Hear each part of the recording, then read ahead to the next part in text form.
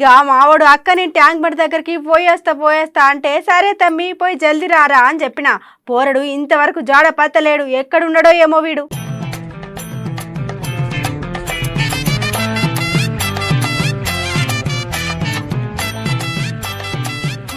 మనిషిని పిలిస్తే చెట్లు కదులుతున్నాయి ఏం తప్ప. అమ్మో ఎవరు చూసలేరు కదా, వాళ్ళని చూసే కథమే. ఇక ఏమైంది తమ్మి గట్ల షెడ్ సాటు దాచుకుంటున్నావు? వాళ్ళని గొట్టనీకి వస్తురా ఏంది నేను? అబ్బా నువ్వు సప్లై కక్క, ఎవరన్నా చూసి ఏమనుకుంటారు? పిల్లలు తింటే సప్లై చేస్తారా? అయినా నువ్వు పుట్టినాలు తింటే నేనెందుకు సపోర్ట్ చేయద్దురా? ఏమైంది అంత పిస పిస చేస్తున్నావు నువ్వు? అక్క ఇవి మామూలు పేలాలు కాదక్క, ట్యాంక్ మన్ పేలాలు. ఏంది ట్యాంక్ బండ్ మీద పేలాలు అయితే ఏమైనా బంగారం గిట్లా కలిపిరా ఏంది? నీ పెద్దానికి అడ్డం వచ్చాడేనా?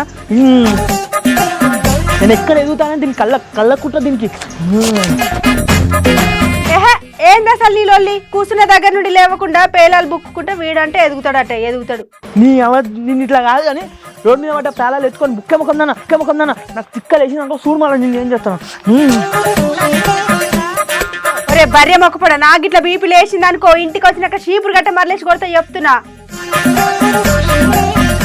నేను ఇట్లా కాదు కానీ. హలో మామ ఎక్కడున్నావురా? అరే మన ఇంటికెళ్ళిలా ఎవరన్నా ఉంచురా చూడు. సక్క దూర్రా, మైకులు కెమెరాలు అన్నీ పట్టుకుని ఉంటారు వాళ్ళు. చూడు మంచిగా సక్క మంచిగా చూసుకుంటారా?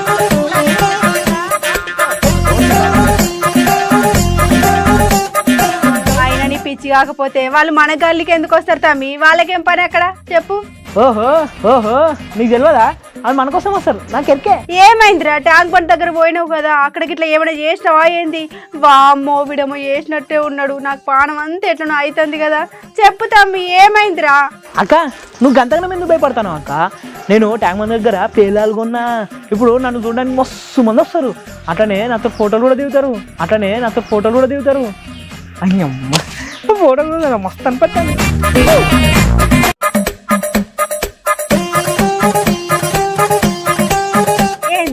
ట్యాంక్ బండ్ దగ్గర పేలాలు కొంటే నేను చూడడానికి మంది వస్తారా?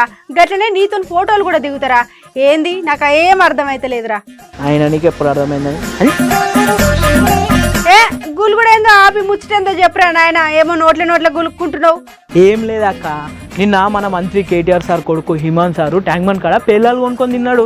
అంటే మన పెద్ద సార్ కేసీఆర్ సార్ మనమడు, అట్లనే మంత్రి కొడుకు మనం తినే పేలాలు తిన్నాడు. అంటే ఎంత గిరేటక్క. అందుకే సార్ కొన్న కానీ నేను కూడా పేలాలు కొన్నా. అబ్బని అబ్బా ఇప్పుడు నన్ను ఎంతమంది నీకు వస్తారో, నాతో సెల్ఫీ ఫోటోలు కూడా దిగుతారు.